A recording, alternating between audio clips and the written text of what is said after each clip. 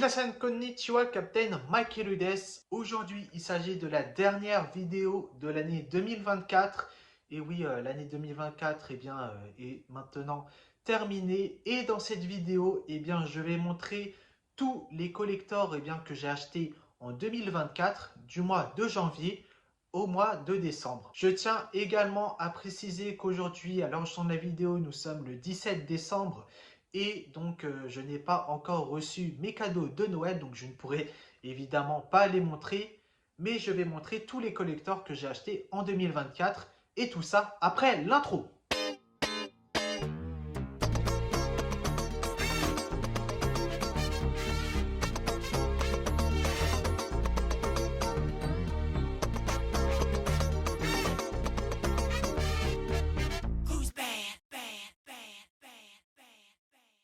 Nous commençons tout d'abord avec le mois de janvier avec le jeu Michael Jackson's Moonwalker sur Mega Drive, sorti en 1990. Donc un très bon jeu. J'ai déjà pu le tester sur émulateur.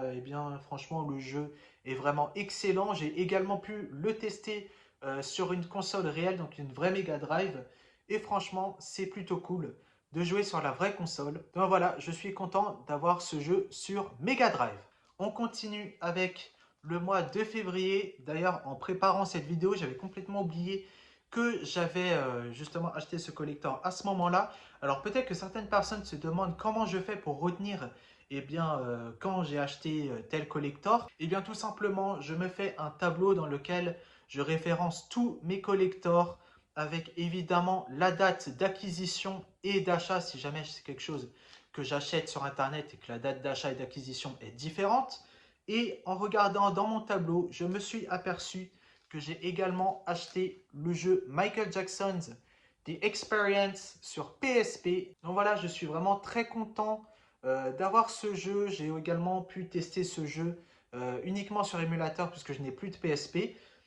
Et franchement, le jeu est plutôt sympa, même si en soi, je préfère les versions Wii et PS3. Mais en soi, la version PSP est plutôt sympa. On continue avec directement le mois d'avril. Et oui, je n'ai rien acheté au mois de mars.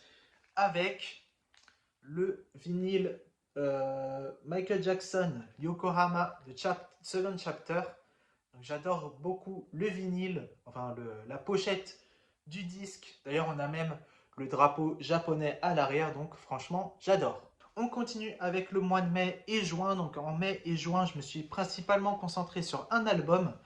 Donc début mai, j'ai reçu le History premier pressage français avec le message. Donc je suis très content de l'avoir dans ma collection.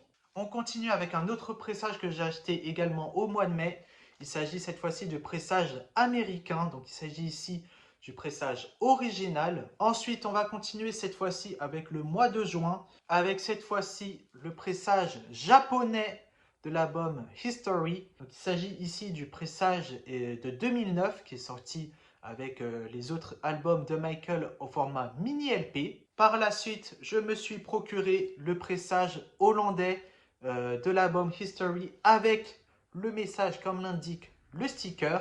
Et par la suite, j'ai fait mon premier achat sur Discogs et il s'agit de l'album History en pressage allemand avec le message. Donc en espace d'un mois, j'ai réussi enfin à réunir les trois pressages français, hollandais et allemand de l'album History, tous les trois avec le message.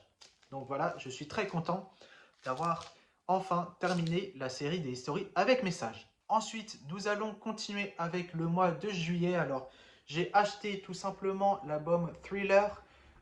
Donc, il s'agit ici d'une réédition. La seule et unique raison pour laquelle je l'ai acheté, c'est tout simplement à cause du sticker. Et oui, quand j'avais commencé ma collection en 2020, c'était cette édition que j'avais achetée, mais il n'y avait pas le sticker. Le sticker, en fait, il est apparu sur les CD et vinyles depuis la sortie de Thriller 40. Donc voilà, je me suis procuré le CD Thriller en réédition uniquement pour le sticker. Je l'ai racheté juste pour le sticker. J'ai d'ailleurs je l'ai laissé sceller puisqu'il s'agit exactement de la même édition que j'avais déjà avant, mais juste avec un sticker en plus. On continue avec le mois d'août, le 29 août exactement.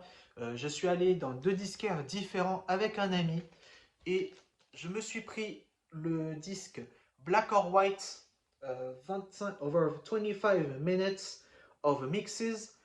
Un excellent disque. Alors il y a peut-être des remixes que j'aime un peu moins et d'autres que j'aime un peu plus. J'essaierai de me réécouter le disque que je n'ai pas écouté souvent depuis que je l'ai. Mais en tout cas, il y a des remixes que j'aime bien et d'autres que j'aime pas. Ensuite, je me suis acheté 2 DVD. Donc, je me suis acheté tout d'abord le DVD Qui a tué le roi de la pop. Alors, il me semble qu'il y a un fourreau normalement dans ce DVD. Enfin, sur le DVD, malheureusement, je ne l'ai pas. Je n'ai pas encore regardé le DVD depuis le temps. Oui, je sais que je mets du temps à regarder les DVD. Mais dès que je trouverai un moment, je regarderai le DVD pour voir ce qu'il y a à l'intérieur. Et le deuxième DVD que je me suis pris, il s'agit du Live in Bucharest, version cristal, si on peut appeler ça comme ça. Donc j'avais déjà un autre DVD de Live in Bucharest dans ma collection, mais ce n'était pas exactement le même. Et je voulais absolument avoir cette version dans ma collection. Et ensuite, donc ça, ce que je viens de vous montrer, c'est dans un disquaire. Et ensuite, dans le deuxième disquaire, j'ai complètement oublié que j'avais acheté ce disque. C'est en préparant cette vidéo, en regardant dans mon tableau pour savoir ce que j'ai acheté à telle période en 2024.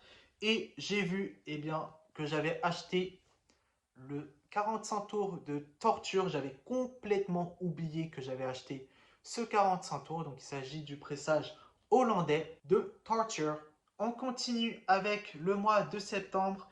Je me suis acheté tout d'abord le magazine Black and White, le magazine numéro 20 ainsi que le numéro 21. J'aime beaucoup la couverture de ce magazine. Alors oui, je protège les magazines que je mets d'ailleurs dans un classeur. Je mets même le numéro du magazine ainsi que poster. Alors quand je mets poster, c'est tout simplement, ça indique qu'il y a les posters qui sont dans le magazine. Alors je les ai mis dans une autre pochette, mais en tout cas les magazines étaient bien fournis avec. Et j'aime bien aussi le numéro 21. Le numéro 20, je ne l'ai pas encore lu. Celui-ci, j'ai lu déjà quelques passages et c'est vraiment intéressant. D'ailleurs, c'est vraiment très intéressant, moi qui suis un jeune fan et qui forcément n'a pas connu la période Black and White, lire tout simplement ces magazines, tous les magazines que j'ai, eh bien me replonge dans les années 90, enfin me plonge dans les années 90, notamment le numéro 3 que j'ai déjà terminé et qui m'a vraiment plongé dans les années 90 comme si je lisais le magazine au moment de sa sortie. On continue cette fois-ci avec le Blu-ray du film Michael Jackson Moonwalker. Donc j'ai pu acheter et visionner également le film en HD et donc je suis très content de l'avoir dans ma collection. Alors au mois d'octobre, j'ai acheté également un livre plutôt précommandé, un livre, il s'agit du livre Michael Jackson Off the Wall Collector Book d'Hector Barjot. Alors malheureusement, à l'heure où je tourne la vidéo, je ne l'ai pas en ma possession. Si jamais je finis par le recevoir avant le post de cette vidéo, je vous mets tout de suite une image du collector. Et on va terminer avec le mois de décembre avec le magnifique pop-up de Dangerous. Je suis très content de l'avoir dans ma collection, surtout que je l'ai eu à un prix vraiment canon. Alors malheureusement, il n'est pas complet, il manque juste le livret. J'avais déjà d'ailleurs fait une vidéo collecte à son sujet. Et même s'il n'est pas complet, ça ne me dérange pas en soi.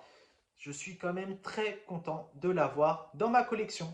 Et aussi, je me suis acheté d'autres collectors à un ami. Donc, je me suis acheté ça début décembre.